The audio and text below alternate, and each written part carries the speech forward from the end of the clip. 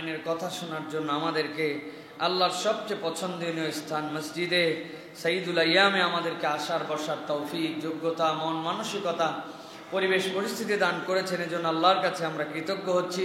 আল্লাহ রাব্বুল আলামিনের শেখানো বাক্যে কালেমাতুশ শুকর আদায় করছি, সকলে পড়ছি আলহামদুলিল্লাহ।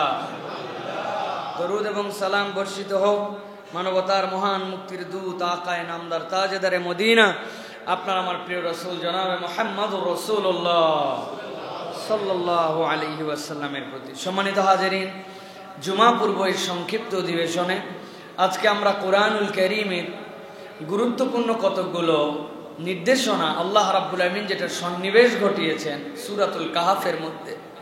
আল্লাহ রাব্বুল আলামিন সূরাতুল কাহাফের মধ্যে মানব সভ্যতার জন্য এবং আল্লাহ রাব্বুল আলামিনের পথে, হেদায়েতের পথে অটল অবিচল থাকার জন্য কতকগুলো দিক নির্দেশনা কিয়ামত পর্যন্ত উম্মতে মুহাম্মদের জন্য লিপিবদ্ধ করেছেন।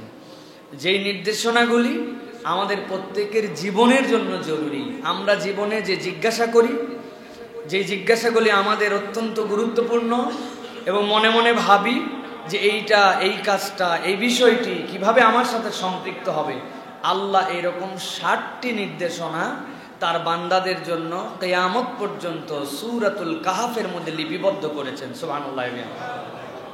নবী বলেছেন সূরাতুল কাহাফ এমন একটি সূরা, কেউ যদি জুমার দিনে এই সূরাটি তেলাওয়াত করে আল্লাহ রাব্বুল আলামিন পরবর্তী জুমা পর্যন্ত এইটা তার জন্য আলোকবর্তিকা বা নূর হিসেবে দান করবে। এখন জিজ্ঞাসা হতে পারে, একটা সূরা মানুষের জন্য নূর কিভাবে হয়?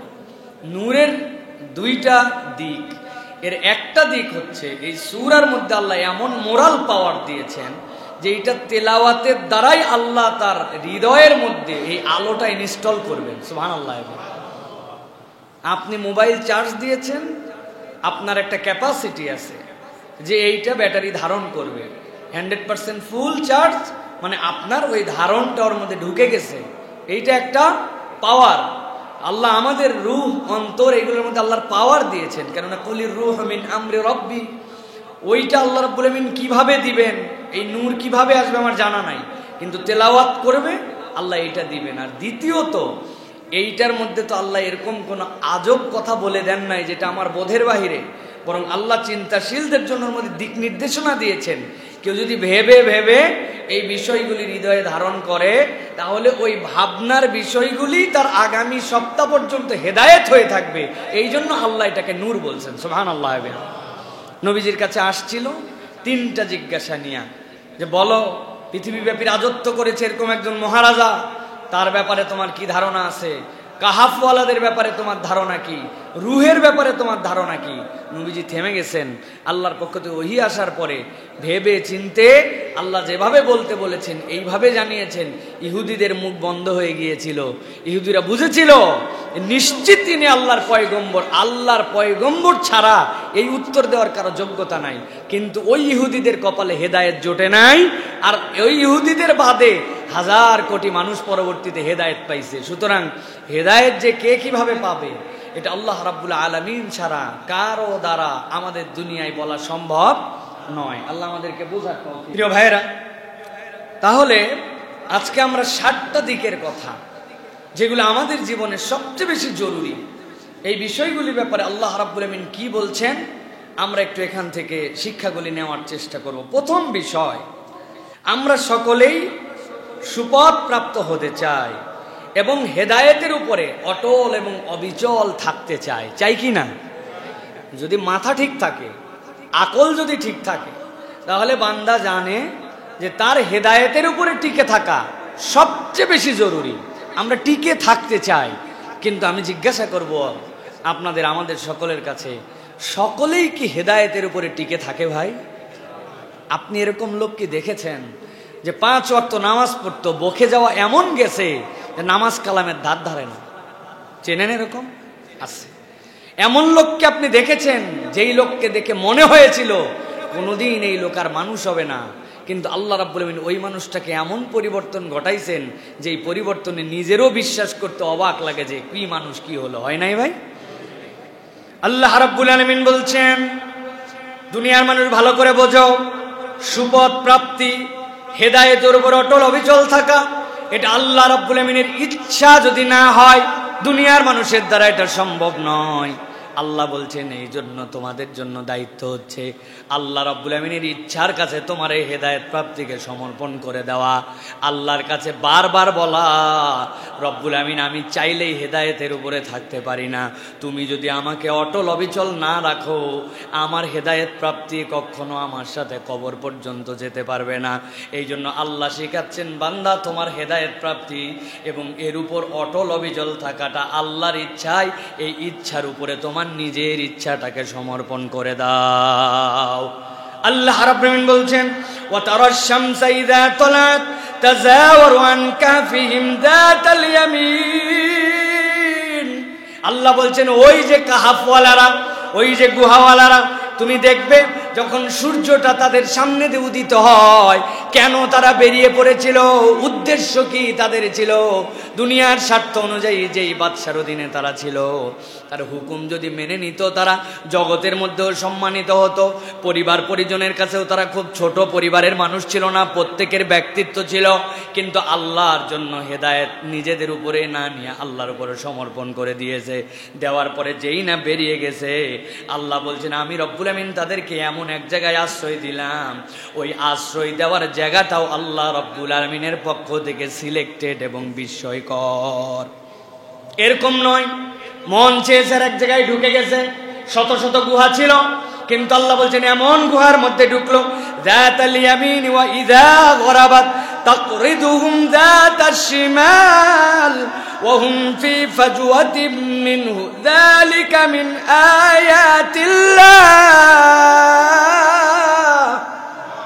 আমার আল্লাহ বলছেন ও দুনিয়ার মানুষ, সূর্য যখন উঠবে এমন ভাবে তাদের পাশ দিয়ে ডান পাশ অতিক্রম করে যায়, আবার যখন সূর্য ডুবে যায় গুহাটা এমন ভাবে বাম পাশ অতিক্রম করে যায়, সরাসরি যদি বুকে লাগতো মুখে লাগতো তাইলেও টিকতো না, আবার যদি সূর্য না লাগতো তাও টিকতো না, আবার শুধু যদি ডান পাশে লাগতো তারও টিকতো না, আবার যদি শুধু বাম পাশে লাগতো তাও টিকতো না।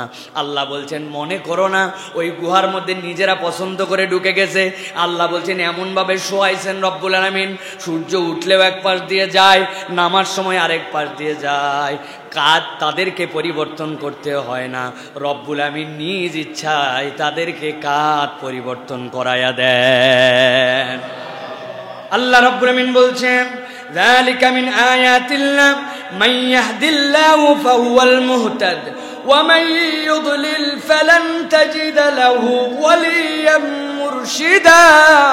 আল্লাহ বলছেন ও দুনিয়ার মানুষ, আমি একটা ছোট্ট উদাহরণ দিয়ে তোমাদেরকে বুঝাই দিলাম, আল্লাহ যাকে চান তাকে হেদায়েত দেন। সুবহানাল্লাহ। এখন একটু বুঝে বলেন, এই লোকগুলাকে গুহার মধ্যে শোয়াই দিলেন আল্লাহ, সূর্য তাদের ডান দিয়ে যায় বাম দিয়ে যায়, পার্শ্ব পরিবর্তন হয়, এটাই কি আল্লাহর হেদায়েত? হ্যাঁ, এটাও আল্লাহর হেদায়েত। আল্লাহর হেদায়েত মানে আল্লাহ তাদেরকে সত্যের উপরে টিকায় রাখবেন জন্য, তাদেরকে কেমনে বাঁচায় রাখতে হবে, কতদিন পর্যন্ত দুনিয়ায় টিকায় রাখতে হবে, এই সিদ্ধান্তের মালিক ও আল্লাহ। এর মধ্যে বার্তা আছে, আপনার আমার অনেকের শরীর ভালো, অনেকের শরীর খারাপ, অনেকে বলিষ্ঠ, অনেকে অনেক বেশি শারীরিকভাবে সবল নয়, বিভিন্ন প্রক্রিয়ার মানুষ আছে। আল্লাহ বুঝাতে চান বান্দা, তুমি যদি হেদায়েতের উপরে থাকো, এরপরে তোমার শারীরিক অবকাঠামো, এরপরে তোমার মানসিক অবস্থা, অর্থনৈতিক অবস্থা, তোমার যেটাই থাকুক না কেন, তোমার হেদায়েত যদি মকসুদ হয়, বাকি বিষয়গুলা যেরকম তোমার চোখে হোক না কেন এটা আপেক্ষিক দেখা। আল্লাহ রব্বুল আলামিন কোনটা তোমার জন্য হলে ঠিক হবে এইটার ব্যবস্থাও করার দায়িত্ব আল্লাহ রব্বুল আলামিনের। সুবহানাল্লাহ। আমি বুঝি না, এই জন্য দোয়ার ক্ষেত্রে একটা নির্দেশনা আছে, ভালো করে এই বার্তাটা অন্তরের মধ্যে গেঁথে নেন। আমরা আল্লাহর কাছে দোয়া করি, কিন্তু দোয়ার মধ্যে দুইটা জিনিস মনে রাখতে হবে। তিনটা আমলে দোয়া কবুল হয়, কিন্তু দুইটা অ্যাপ্রোচ আছে দোয়ার মধ্যে, যেই ক্ষেত্রে আমাদের অনেকের কনসার্ন নাই।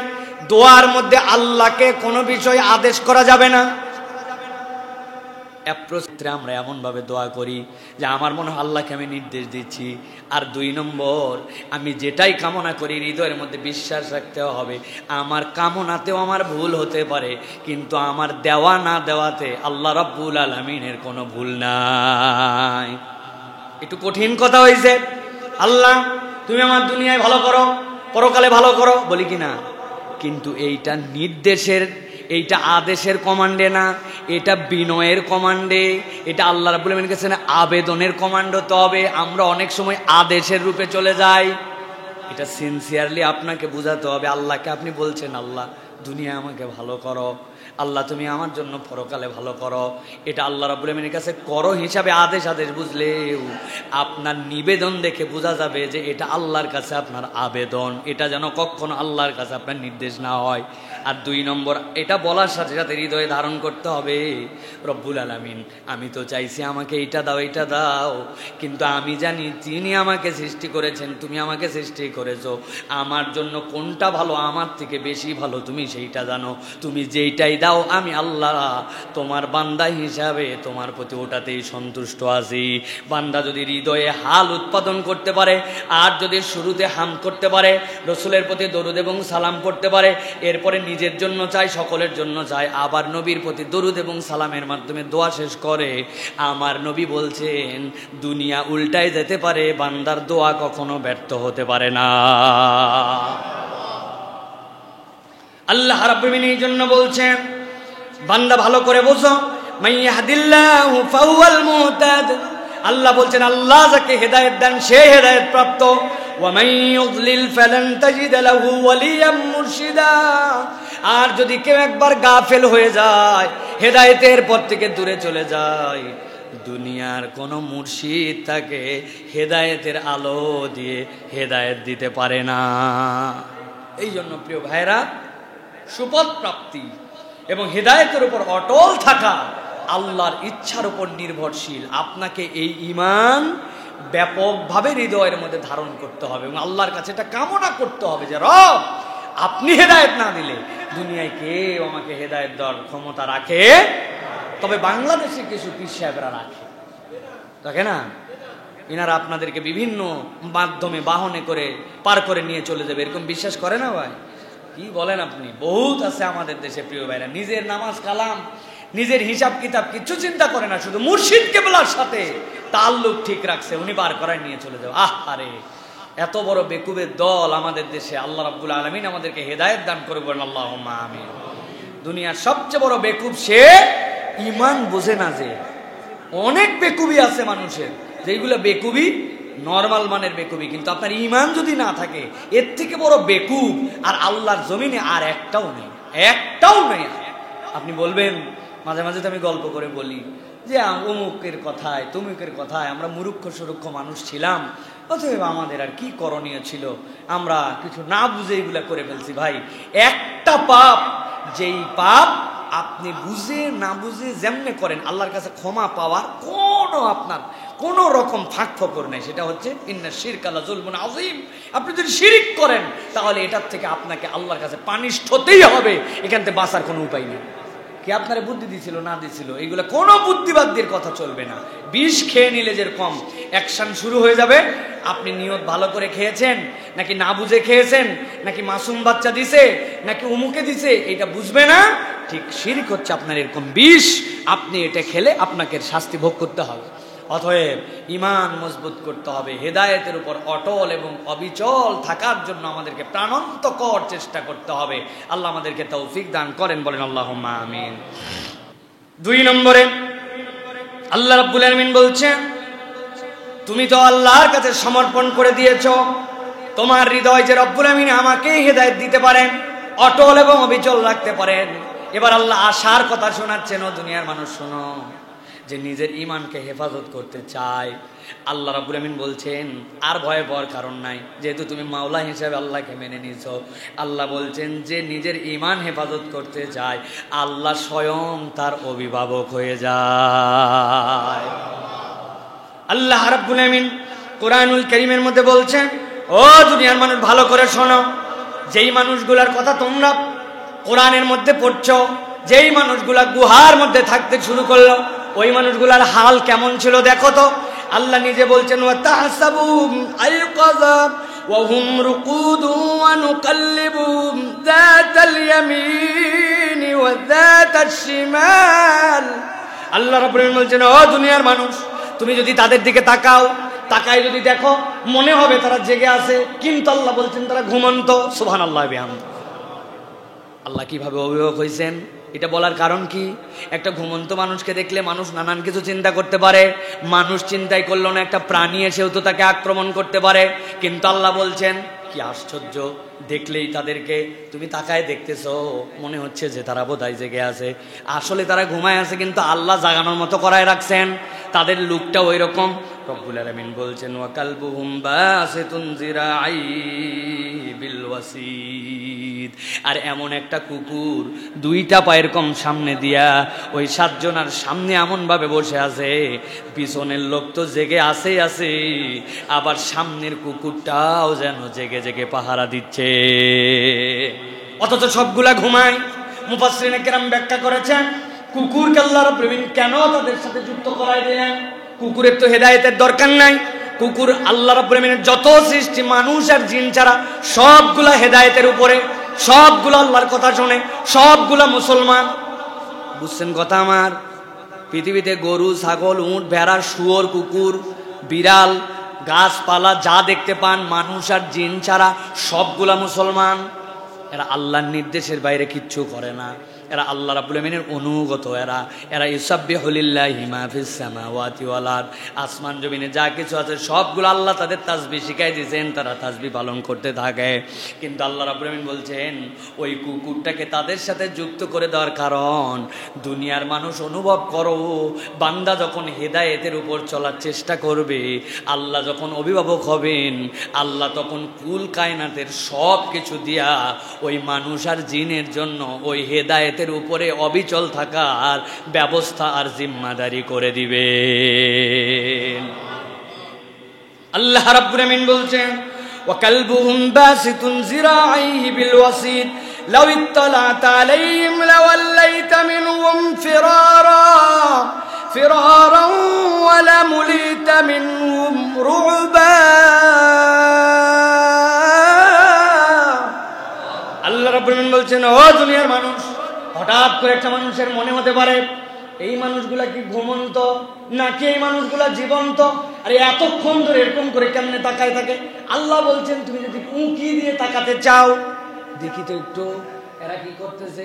আল্লাহ বলছেন তাদের দৃশ্যটা আল্লাহ এমন ভাবে বানায় রাখছিলেন ওরা জানে না। আল্লাহ বলছেন লাওয়াল্লাইতা মিনহুম ফিরারান ওয়া মুলিতা মিনহুম রুবা। ওদের চেহারার দিকে তাকালে তুমি আতঙ্কগ্রস্ত হয়ে যাবে, ভয়ে আতঙ্কে তুমি সেখান থেকে চলে যাবে। আল্লাহর বান্দা ঘুমায় আছে, কিন্তু আল্লাহ এমন কৌশলে তাদেরকে তাকানোর ব্যবস্থা করাইছেন। সুবহানাল্লাহ।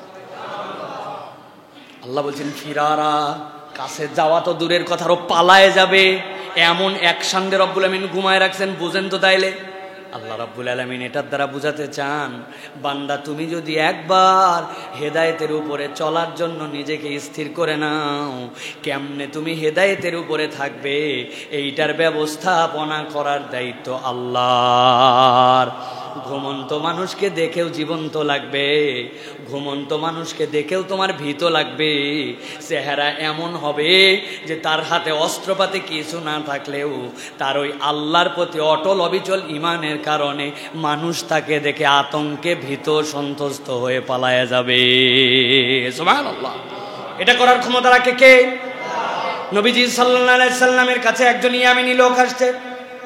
শুনলাম মক্কার যতগুলা যুবক আছে এই যুবকদের মধ্যে তুমি নাকি এখন পর্যন্ত যারা বাহির থেকে আসে তাদের ফেভারে একটু কাজ করো, কিন্তু এই মক্কার লম্পট গুলা সব ক্ষতি করে। আপনার কি ক্ষতি করেছে? নবীজির কাছে এসে বলছে শোনো, সকালবেলা ইয়ামেন থেকে আমি কাপড় নিয়ে আসছিলাম, আসার পরে এই যে খানায় কাবার পাশে দোকান দিয়েছিলাম, একজন এসে বলল তোমার এই কাপড়গুলা কিরকম দাম? এত এত সুন্দর কাপড় তো। বলে এই কাপড়গুলা সব আমার কাছে দিয়ে দাও, এত লোকের কাছে বেচার দরকার না। আমি কে জানো? আমি আবুল হাকাম, মক্কার সবচেয়ে বড় যে পরিষদের সভাপতি। এই যে আমার বাড়ি, লোকজন সবাই চিনে আমার কাছ থেকে এসে কাপড়ের টাকা সন্ধ্যাবেলা নিয়ে চলে যাবা। ওই লোকের কাপড় সব নিয়ে আবু জেহেল ঘরের মধ্যে লাগছে, সন্ধ্যা হয়ে গেছে, যাওয়ার পর লোক ডাক দিছে, আমার খাবারের টাকাটা দেন, আমি ইয়েমেনের দিকে রওনা দিয়ে দিব। আসমান থেকে পড়ছে, জানো তুমি কে? চিনলাম না তো তোমাকে। কাপড় মানে? আমি তো কোনো কাপড়ের সাথে আজকে সম্পর্কিতই ছিলাম না। আশপাশের লোকজনও বলতেছে, হ্যাঁ যত সম্মানিত লোক, আন্দাজি ফাজলামি করো না, তোমার কাপড় টাপড় নাই। ওই লোক খানার কাবার পাশে দাঁড়ায়া আল্লাহর কাছে বিচার দিছে, কেউ কি নাই? এত বড় অন্যায় করে আমার পুঁজি চালানসহ একজন চুরি করে নিল, অথচ মক্কায় কেউ প্রতিবাদ করে না। আল্লাহ নবী সাল্লাল্লাহু আলাইহি ওয়াসাল্লাম সব শুনে বলছেন, চলো আমার সাথে চলো, কাপড়ের টাকা উদ্ধার করে দেওয়া হবে। লোকজন দূর থেকে মজা দেখতেছে। আবু জেহেল ঘাড় তেরা তেরা, যার সাথে মুহাম্মদ সাল্লাল্লাহু আলাইহি ওয়াসাল্লামের রেষারেষি শুরু হয়েছে, মজাটা এখন দেখা যাবে। মুহাম্মদ সাল্লাল্লাহু আলাইহি ওয়াসাল্লাম কেমনি পছন্দ করে না, আবার একজনের কাপড় নিছে, সে আবার উল্টা তার পক্ষে সালিশ করছে, সে আবার বিদেশি মানুষ। কেউ নাই, এই দুইজন আল্লাহ, আর তার পক্ষের লোকের অভাব নাই। নবী দরজায় ডাক দিয়েছেন, কে? তুমি মুহাম্মদ, দরজা খোলো। লোক দাঁড়ায় আছে, আবু জেহেল দাঁড়ায় আছে, দুনিয়ার লোক বাইরে থেকে দেখতেছে খেলা কেমন হয়। আল্লাহ নবী জিজ্ঞাসা করলেন, এই লোকের কাপড় কি আপনি নিয়েছেন? আবু জেহেল মাথা নিচু করে বলে, হ্যাঁ হ্যাঁ নিয়েছি। টাকাগুলা দিয়েছেন? না না, টাকা দেয় নাই। তাড়াতাড়ি টাকা দেন। লোকজন অবাক, নবীর সাথে কেউ নাই। আবু জেহেলের এত গরম, টাকাই দেওয়া লাগে না, যা ইচ্ছা তাই করতে পারে। ভিতর থেকে টাকা দিয়েছে, বলছে তাড়াতাড়ি তুমি চলে যাও। টাকা পয়সা দিয়ে বুঝাই দিয়েছে। ওই লোকটা আল্লাহর কাছে নবীর জন্য দোয়া করে চলে গেছে। আল্লাহর নবীও চলে গেছেন। লোকজন যে আবু জেহেলকে ধরছে, রে এত গরম, এত পাওয়ার, এত দাপট, আগেই তো ভালো ছিল, টাকা দিয়ে দেওয়া, তাহলে অপমানিত হতে না। তোমার কাছে আসে মোহাম্মদ বলল, স্বীকার করে নিলে, 1 সেকেন্ড দেরি হলো না, টাকা পয়সা দিয়ে দিলে। বলে, শোনো, ফাপড় মেরো না, যা আমি দেখছি, যা তোমরা দেখলে তোমাদের মাথা খারাপ হয়ে যেত। মুহাম্মদ যখন আসছেন, ওই লোককে যখন বলছে এর কাপড় নিছো, হ্যাঁ, টাকা দিছো না, পিছনে এমন একজন হা করে আমার পিছে দাঁড়াই ছিল, আমার ঠোঁট দিয়ে না উচ্চারণ করা মাত্র আমাকে খেয়ে ফেলতো মনে হচ্ছিল। আমি এমনি এমনি নয়, আতঙ্কে ভয়ে মুহাম্মদ সাল্লাল্লাহু আলাইহি ওয়াসাল্লামের সাথে কে আসছিল আমি জানি না, এই জন্য টাকা দিতে বাধ্য হয়েছি। আমি যা দেখছি তোমরা তা দেখলে আরো আগে ঘাবড়ায় যেতে। ওই রব্বুল আলামিন আপনার আমার জন্য ব্যবস্থা করতে পারেন। আল্লাহ তাছাড়া এই শব্দটা এখানে ব্যবহার করতেন না।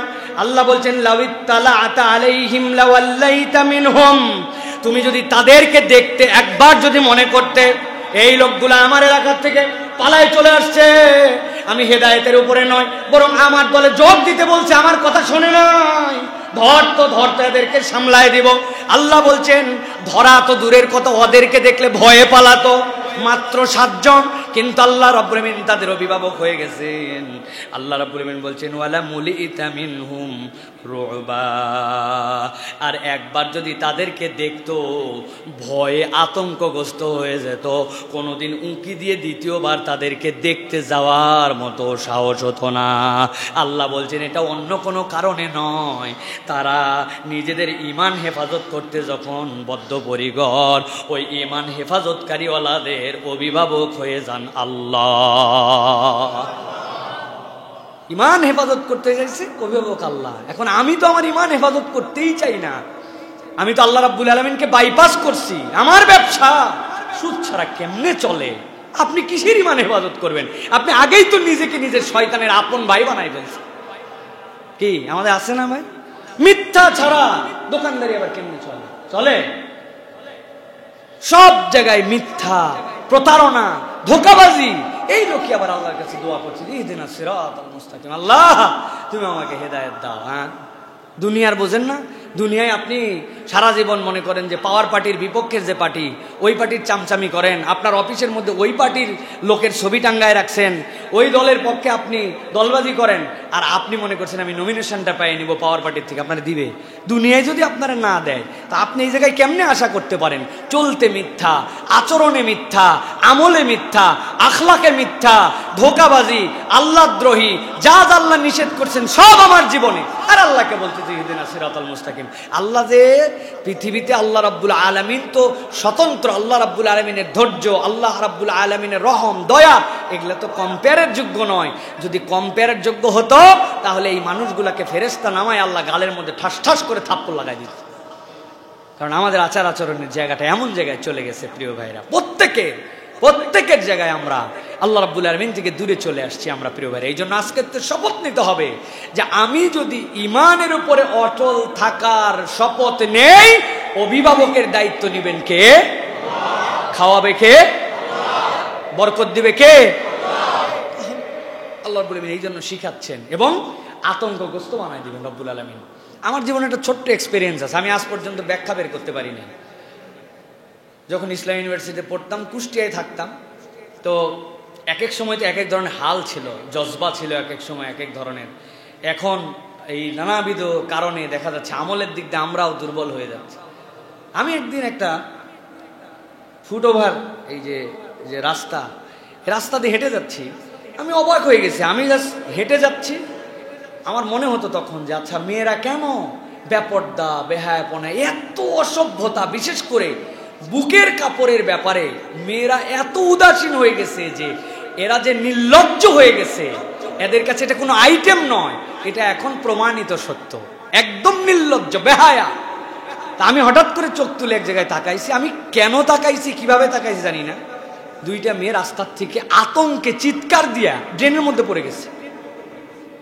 আমি বুঝি নাই, কিন্তু আমি তাদের সাথে এরকম কোনো ইন্টেনশনও করি নাই, অথবা তাদেরকে ফেলে দিব, কষ্ট দিব, অথবা তাদের প্রতি কোনো অন্য আমার ইন্টেনশন কিছু না। কিন্তু আমি চলতেছি, আমার ভিতরে এই জজবাটা আছে ভিতরে যে এই হেদায়েতটা দরকার। এই মানুষগুলো, আমি যে রাস্তা যাচ্ছি এমন ভাবে আসতেছে যে ছেলেদেরকে মেয়েদেরকে সাইড দেওয়া লাগে, মেয়েরা ধাক্কা দিয়া যায়, আছে না? অবাক হয়ে যাই আমি। টুপি দাড়ি জুব্বা নিয়ে সুপার শপের মধ্যে বাজার করতে গেলে গায়ের মধ্যে গুঁতা দিয়ে সরি বলে। আমি বললাম কি জন্য আপনি আমাকে সরি বলবেন?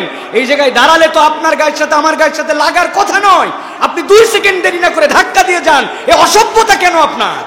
আছে না? আমার ওইখানে এরকম কোনো ইন্টেনশন ছিল না, আমি শুধু চোখ তুলে তাকাইছি, দুইজন পড়ে গেছে ট্রেনের মধ্যে। তখন মনে হয়েছে পরবর্তীতে যে এর মধ্যে আল্লাহ রাব্বুল আমিন আমার হৃদয়ের মধ্যে যে হেদায়েতের তামান্না অথবা নিজেকে সেভ করে রাখার যে মানসিকতা, আল্লাহ এটার মধ্যে আমার চেহারায় ওকে কিছু দেখাইছেন যেটার ভয়ের কারণেও সরে গেছে। এটা আমি আমার কোনো বিরাট কারামত বর্ণনা করতেছি না ভাই, ওটা ভিন্ন কারণেও হতে পারে, জানি না, তার অন্য কোনো কারণে হয়তো আমাকে দেখে তার খারাপ লাগছে, ঘৃণা লাগছে, এই জন্য পড়ে যেতে পারে, সেটা বিষয় না। কিন্তু কেউ যদি আল্লাহর হেদায়েতের উপর অটল অবিচল থাকতে চায়, রব্বুল আলামিন তার মধ্যে এরকম কিছু দান করেন যেইটাতে মানুষ ভয় পেয়ে যায়। আছে না ভাই? আছে। কিচ্ছু নাই, কোনো ক্ষমতা পাওয়ার কিচ্ছু নাই, কিন্তু অনেক মানুষের সাথে মানুষ তাদের সাথে কথাবার্তা বলতে পিছনে অনেক কথা বলে আসে, সামনে সে আর কিচ্ছু বলতে পারে না। আছে না? আল্লাহ রাব্বুল আলামিন এই জন্য আমাদের এই ইন্টেনশনটা আল্লাহ বান্দাদেরকে দিতে চান যে বান্দা তুমি হেদায়েতের উপরে, আমি ঈমানের উপরে চলবো, এই জজবাটা হৃদয়ে ধারণ করা দরকার। এই জজবা থাকলে রব্বুল আলামিন অভিভাবক হবেন ইনশাআল্লাহ। 3 নম্বরে হেদায়েতের মালিক আল্লাহ। আল্লাহ রাব্বুল আমিন যাকে হেদায়েত দেন সে ছাড়া কেউ হেদায়েত দিতে পারে না। 2 নম্বর, আল্লাহর ঈমানের উপরে যে থাকতে চায় রব্বুল আমিন ওই ঈমানদারের অভিভাবক হয়ে যান। এবার আল্লাহ বলছেন এই 2 কাজ একটা আমলের সাথে নির্ভরশীল, এই আমলটা যদি করো এই 2টা কাজ তোমার জন্য সহজ হয়ে যাবে। আল্লাহ রাব্বুল আমিন বলছেন কেউ যদি হেদায়েতের ওপর অটল অবিচল থাকতে চায় আর আল্লাহর হেফাজতে থাকতে চায়, সে যেন নিজের হালাল খানার ইন্তজাম করে। আপনার যদি হারাম খানা হয়, আপনার যদি আল্লাহ রাব্বুল আমিন যেটা পছন্দ করেন না এই ভক্ষণ যদি আপনার সাথে যায়, এইটা আপনার জন্য আল্লাহর কাছে কবুলিয়াত আনতে পারবে না। নবীজি হাদিসের মধ্যে বলছেন এমন একজন ব্যক্তি, যেই ব্যক্তিটা সফর করে আসছে, এমন সফর, এত কষ্টের সফর, যেই সফরে তার গায়ে এলোমেলো হয়ে গেছে, ধুলামলিন হয়ে গেছে, চেহারাটা উস্কো খুস্কো, রুক্ষতা চলে আসছে, কষ্টের কারণে জীর্ণ শীর্ণ হয়ে গেছে। একে তো মুসাফিরের দোয়া কবুল হয়, 2 নম্বরে এই ব্যক্তি এত কষ্ট, ওই ব্যক্তি আল্লাহর কাছে দোয়া করতেছে রব্বুল আমিন আমার হাত তুমি কবুল করে নাও। কিন্তু আল্লাহ নবী বলছেন এত কষ্ট, এত রুগ্ন সূক্ষ্ম, এত সফর করে আসার পরেও কেমনে তার দোয়া কবুল হবে? আল্লাহ নবী বলছেন তার খাদ্য হারাম, তার পোশাক পরিচ্ছদ হারাম, তার কামাই রুজি হারাম। আল্লাহ নবী এটার দ্বারা বোঝাতে চান আপনার নিবেদন যাই হোক না কেন, আপনার হালাল খাদ্য না হলে আল্লাহর কাছে ইবাদত কবুল হয় না। বিশ্লেষণ করে দেখেন, ঈমানের উপরে থাকতে চাই, হিদায়াত চাই, কিন্তু তারপরেও বারবার কেন পা ফসকায় যায়?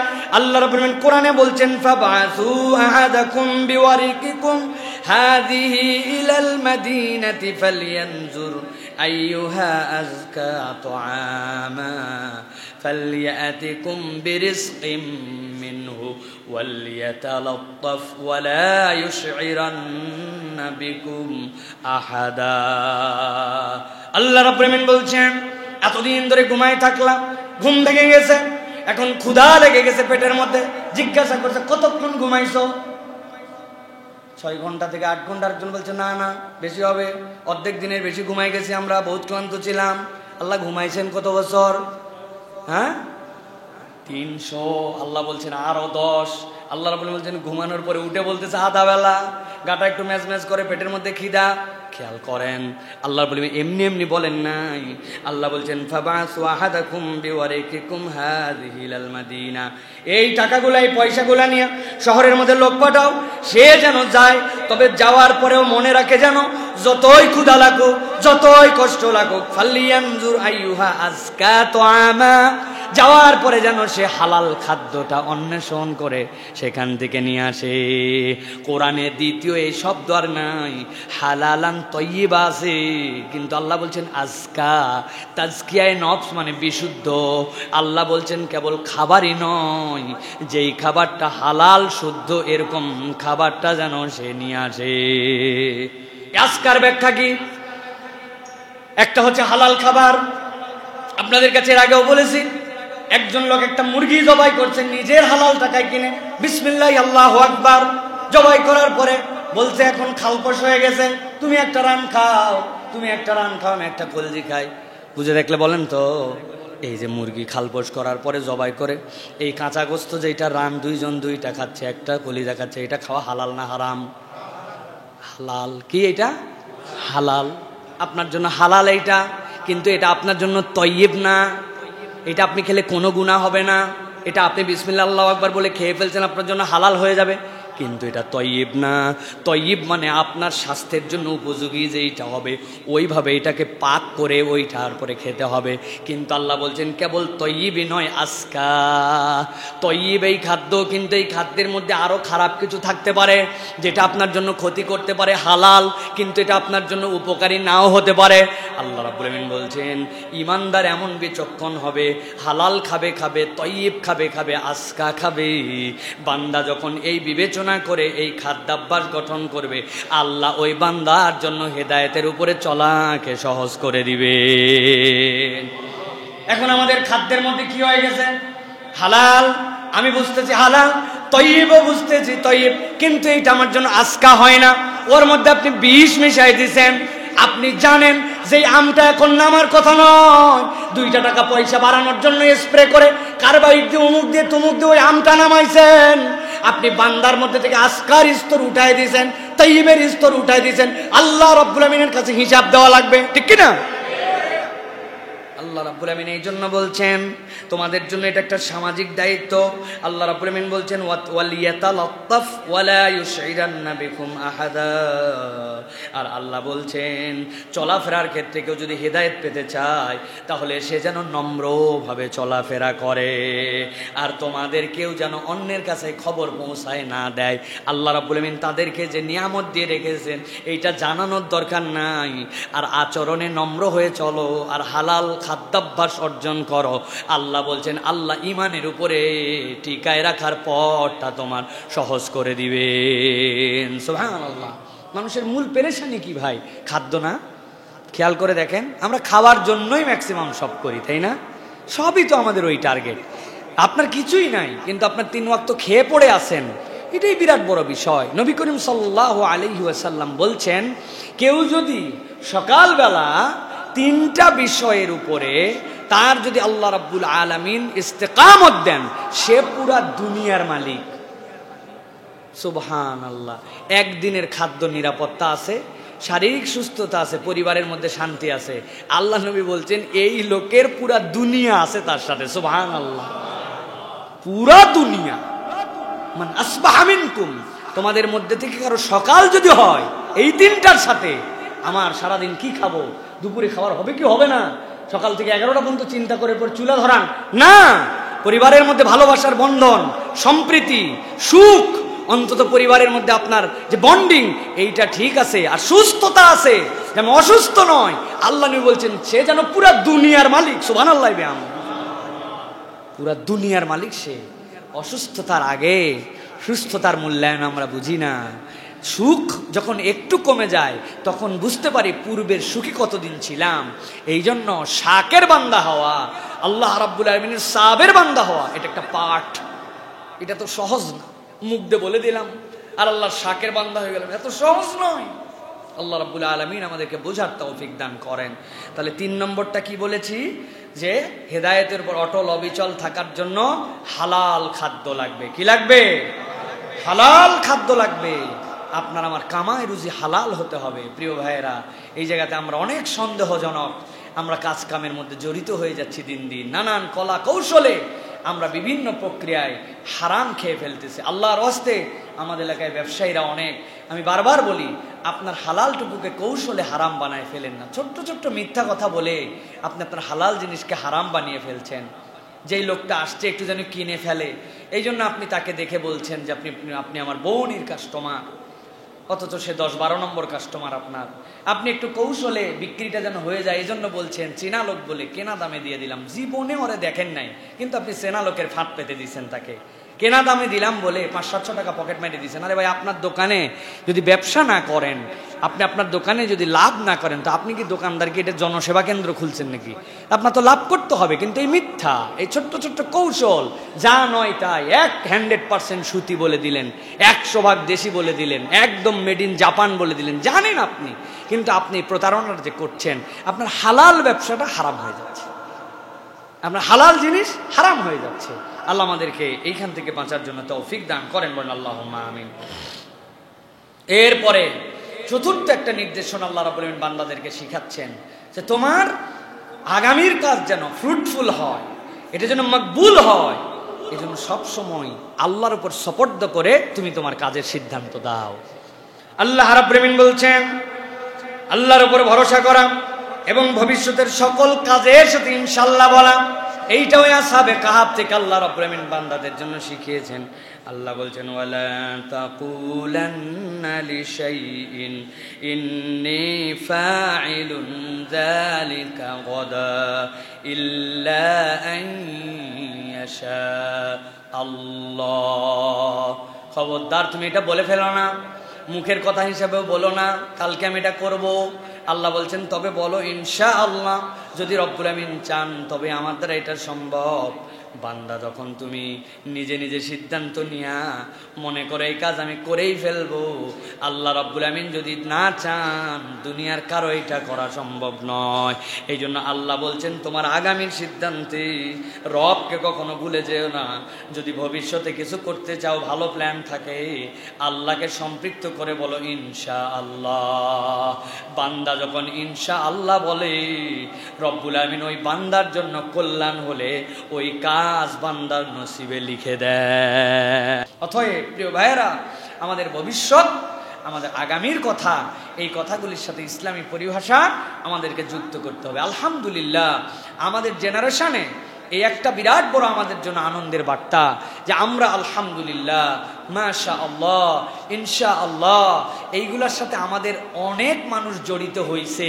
এই কথাগুলা বলার কারণে এখন বাংলাদেশের এক শ্রেণীর বুদ্ধিজীবী, এক শ্রেণীর ইসলাম অপছন্দকারী, তাদেরও এইটা ভাল লাগে না। এই জন্য মাঝে মাঝেই তারা এইগুলা কথাতে খোঁচাখুচি মারে, আছে না ভাই? তাদের একটু জলে। আপনি ইসলাম যারা পছন্দ করেন এদেরকে যত জ্বলাতে পারবেন, বুঝবেন আল্লাহ রাব্বুল আমিন তত খুশি। দায়িত্বই হচ্ছে আমাদের এদেরকে জ্বলানো। কি? এদেরকে জ্বালানো। আমাদের দায়িত্ব হচ্ছে এদেরকে জ্বলানো।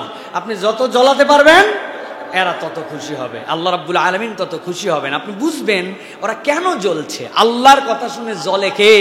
আল্লাহ রাসূল বলছেন যেই জায়গাতে আল্লাহু আকবার বলা হয় ওখানে যদি শয়তান থাকে তাহলে শয়তান পশ্চাৎ দেশ দিয়ে বায়ু ছাড়তে ছাড়তে পালায়। তাহলে শয়তান ছাড়া তো আল্লাহর নাম নিলে অন্য কারো জ্বলার কথা নয়। এখন আপনি ইনশাআল্লাহ, আলহামদুলিল্লাহ, জাযাকাল্লাহ বললে যাদের জ্বলে বুঝতে হবে এরা মানব শয়তান, ঠিক কি না? এখন মানব শয়তানকে তো আমার জ্বলানোর দায়িত্ব, আমার তো উপায় নেই, আমাকে জ্বলাতেই হবে একে। এই জন্য বলবো বুঝে সুঝে এইগুলা বেশি বেশি করে বলার চেষ্টা করবেন, যে কোনো ভবিষ্যৎ কথা ইনশাআল্লাহ, যে কোনো আমাদের আল্লাহ রাব্বুল আলামিনের সাথে সম্পৃক্ত রানিং কথা আলহামদুলিল্লাহ। কোনো একটা সুন্দর বাচ্চা দেখছেন, কোনো একটা ভালো জিনিস দেখছেন, সাথে সাথে বলবেন মাশাআল্লাহ, সাথে সাথে বলবেন তাবারাকাল্লাহ। তাবারাকাল্লাহ বলে হবে কি, ওই ছেলেটা ওই বিষয়টার ক্ষতি হবে না। একটা বাগান দেখতে গেছেন আপনি, একটা আম বাগান, সুবহানাল্লাহ এত আম, আপনি বলি এত আম মাশাআল্লাহ, না এইটুকু নয়, ওই মাশাআল্লাহর সাথে তাবারাকাল্লাহ বলবেন, যাতে ওই আমার আম বাগানি ভাইয়ের ওই বাগানে চোখ না লাগে, কোনো ক্ষতি না হয়। একটা সুন্দর বাচ্চা দেখছেন, বাপরে বাপ এত সুন্দর, না এটা আমার কথা হবে না, মাশাআল্লাহ তাবারাকাল্লাহ, বাচ্চাটা সুন্দর, আল্লাহ তাকে হেদায়েতের উপর রাখুন, আল্লাহ তাকে ভালো মানুষ বানান। এই কথাগুলি আমাদের অনর্গল চলবে। কারেন্ট চলে গেছে কি বলবেন, ওয়াও, এলাকার সবাই, তাই না ভাই? একদম কারেন্ট গেছে কি বলবেন, ইন্না লিল্লাহ। এরপরে আপনি যা বলেন বলেন, আমাদের সবগুলো হা করে গ্রামে চিল্লা ওঠে, আবার কারেন্ট আসছে ওয়াও করেছে। এইটা তো আমাদের পরিভাষা নয় প্রিয় ভাইয়েরা, এগুলো আমাদেরকে শুধরায় নিতে হবে। আর একটা জিনিস, সেটা হচ্ছে আমরা টেলিফোন করি, টেলিফোনে হ্যালো বলেন, হ্যালো বলা আপনার জন্য নাজায়েজ নয়, কিন্তু আমরা একটু হ্যালোটা পরে বলবো। আমরা ফোন করেই আগে আসসালামু আলাইকুম, তারপরে আমরা হ্যালো বলি। যদি উত্তর নিল, না নিলে সমস্যা নাই, বুঝবো যে ধরলো না, কেটে গেল।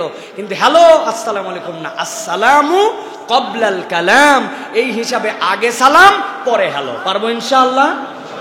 এটা আমরা অভ্যাসের মধ্যে করে ফেলবো ইনশাল্লাহ। এই চর্চাটা আমাদের বৃদ্ধি করতে হবে, আর সুন্দর করে যেখানে যা বলা লাগবে তাই বলতে হবে। মুরব্বীকে জিজ্ঞাসা করলাম ঈদের পরে অনেক দিন পর দেখা, কেমন আছে? বলছি ইনশাল্লাহ ভালো আছে। ইনশাল্লাহ আবার কেমনে ভালো থাকে ভাই? ইনশাল্লাহ তো ভবিষ্যতের কথা, আমাদের এই এলোমেলো জিনিস কবে আমরা ঠিক করবো? এখানে আলহামদুলিল্লাহ বলা লাগবে, উনি না বলে এই জায়গায় ইনশাল্লাহ বলে ফেলতেছেন আপনি। যাই হোক, ভুল বললেও তাও আল্লাহর নাম বলছে, অন্তত বলার চেষ্টা তো করছে না। শুধরাতে হবে আমাদেরকে প্রিয় ভাইরা। তাহলে আল্লাহর উপর ভরসা করা, ভবিষ্যৎ সকল কাজে ইনশাআল্লাহ বলা, এটা ইমানদারের অন্যতম একটা চরিত্র হবে। পারবো ইনশাআল্লাহ? ইনশাআল্লাহ। আল্লাহ আমাদেরকে আমল করার তৌফিক দান করেন, বলেন আল্লাহুম্মা আমিন। প্রিয় ভাইরা, এরপরে 5 নম্বর, 4টা বলছি না, 5 নম্বর এবার শোনেন প্রিয় ভাইরা। সেটা হচ্ছে মানুষ চেষ্টা করবে কিন্তু ভুলে যাবে, হেদায়েতের উপরে থাকতে চাবে, ভুল হয়ে যাবে, মানুষ বিস্মৃতি পরায়ণ হয়ে যাবে। আল্লাহ এবার শিখাচ্ছেন যে বান্দা, আল্লাহর উপর তাওয়াক্কুল করছো, আল্লাহর অভিভাবক বানাইছো, হালাল মালের জন্য চেষ্টা করছো, ভবিষ্যৎ আল্লাহ রাব্বুল আলামিনের উপর ভরসা করছো। এখন আমি তোমাদেরকে বলছি যে তোমরা তো ভুলে যাও, আল্লাহর দিক থেকে সরে যাও, এটা যেন ভুলে না যাও, এটা যেন খোঁচায় খোঁচায় রিমাইন্ডার দিয়ে দিয়া তোমাকে আবার রাস্তা মতো গাইড করে করে সে তুলে নিয়ে আসে। এটার জন্য আমি রব্বুল আমিন তোমাদেরকে একটা বুদ্ধি শিখাই দিচ্ছি। আল্লাহ বলছেন মনে না থাকা, ভুলে যাওয়া, অন্তরের রোগ, এই 3টার সমাধান আল্লাহ রাব্বুল আলামিনের স্মরণ। সুবহানাল্লাহ। আল্লাহ রাব্বুল আমিন বলছেন ওয়াজকুর রাব্বাকা ইযা নাসিতা ওয়া কুল আসা আন ইয়াহদিয়ানি রাব্বি লিআকরাবা মিন হাযা রাশাদা। আল্লাহ বলছেন যখন আপনি ভুলে যান তখন আপনার পালনকর্তার কথা স্মরণ করেন, বলুন আশা করি আমার পালনকর্তা আমাকে এর চাইতেও নিকটতম সত্যের পথ দেখায় দিবেন। ভাষা বোঝেন নাই, ভাষা বুঝেন নাই, হৃদয় দিয়ে বোঝার চেষ্টা করেন। ওয়াজকুর রব্বাকা ইযা নাসিত, আপনি যখন ভুলে গেছেন, ভুলে যাচ্ছেন, স্মরণে রাখতে পারছেন না, আল্লাহ থেকে গাফেল হয়ে যাচ্ছেন, এই ভুলা এরকম না, উমুকের নাম মনে নাই, তুমুকে কয় টাকা ধার দিয়েছিলাম মনে নাই, এইটা নয়, বরং আল্লাহর দিক থেকে আপনি ভুলে যাচ্ছেন। হেদায়েতের উপর চলতে হবে, আল্লাহর উপর ভরসা করতে হবে। আপনি এখান থেকে যখন ভুলে যাচ্ছেন, আল্লাহ বলছেন ওয়াজকুর রাব্বাকা ইযা নাসিত, আল্লাহর নাম স্মরণ করো, আল্লাহ রাব্বুল আমিনের জিকির করো। ওয়া কুল আসা ইয়াহদিয়ানি রাব্বি লিআকরাবা মিন হাযা রাশাদা। আল্লাহ বলছেন আর বান্দা তুমি আল্লাহর কাছে এটাও আশা করো, রব আমি ভুলছি তো বলছি, একবারে তোমাকে বলি নাই, যেহেতু তোমার নাম স্মরণ করে ফেলছি, নিশ্চয় আগে যত হেদায়েতের নিকটবর্তী ছিলাম, আল্লাহ আমার জন্য আরো শর্টকাট একটা রাস্তা বের করে এই ভোলা অংশটুকুকে আল্লাহ গ্যাপ পূরণ করায় আরো অধিক আল্লাহর হেদায়েতের কাছে আমাকে করে দিবে। একই রাস্তা, এখান থেকে আপনি যদি রওনা দিতে চান, গুলিস্তান আমি যাব, এখান থেকে বেরিয়ে চলে যাবেন। যাওয়ার পরে কালচির রাস্তাতে 12 নম্বর দিয়ে এয়ারপোর্ট রোড দিয়ে সোজা আপনি যেতে পারবেন। আরেকটা যদি এদিক দিয়ে যান, মাজার রোড দিয়ে পার হয়ে 1 নম্বর দিয়ে গাবতলী হয়ে যেতে পারবেন। আরেকটা যদি মনে করেন এত ভংচমার দরকার নাই, আমি রাস্তা চিনি, 10 নম্বর দিয়ে সোজা বেরোলে আগারগা পার হয়ে আমি গুলিস্তানের দিকে চলে যাব। রাস্তা 3টাই, কোনোটাই যেতে লাগবে 3 ঘন্টা, কোনোটাই 2 ঘন্টা, কোনোটাই 40 মিনিট। আল্লাহ বলছেন কোন রাস্তায় 40 মিনিটে পৌঁছানো যায় এইটা তো আমি জানি না আল্লাহ, কিন্তু আমি কিছু সময় রাস্তা যেহেতু ভুলেছিলাম, এখন হেদায়েতের দাবি তোমার কাছে নিয়ে আসছি। এখন সবচেয়ে কম সময়ে ওরা আমার থেকে 2 ঘন্টা আগে বের হয়েছে আমার লেট রাস্তায়, কিন্তু আমি 2 ঘন্টার রাস্তাটা 40 মিনিটে পার করে তোমার কাছে চলে যেতে চাই। আল্লাহ বলছেন বান্দা যখন আল্লাহর কাছে বলবে ওয়াকুল আসা আন ইয়াহদিয়ানি রব্বি লিআকরাবা মিন হাযা রাশাদা, আল্লাহ আমাকে শর্টকাটে হেদায়েতের রাস্তায় পৌঁছায় দাও, এই বান্দার নসিবে তখন এটা হবে যখন বান্দা আল্লাহ রাব্বুল আলামিনকে স্মরণ করবে। সুবহানাল্লাহ, আল্লাহ স্মরণ লাগবে আপনার, এটা জিকির।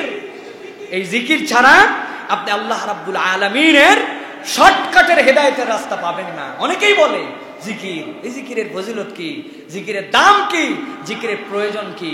যে বলবে জিকিরের প্রয়োজন কি, আপনি তাকে বলবেন যে সূরা কাহাফের 24 নম্বর আয়াত পড়ে দেখো, আল্লাহর জিকির বান্দাকে শর্টকাটে হেদায়েতের রাস্তায় জান্নাতে ঢুকায় দেয়। সুবহানাল্লাহ।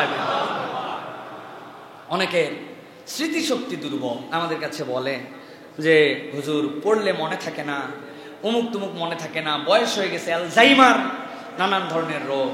এই আয়াতে কারিমার আলোকে আমাদের সালাফরা বলছেন কেউ যদি 4টা কাজ করে আল্লাহ রাব্বুল আলামিন তার স্মৃতিশক্তিকে তরতাজা রাখবেন। সুবহানাল্লাহ।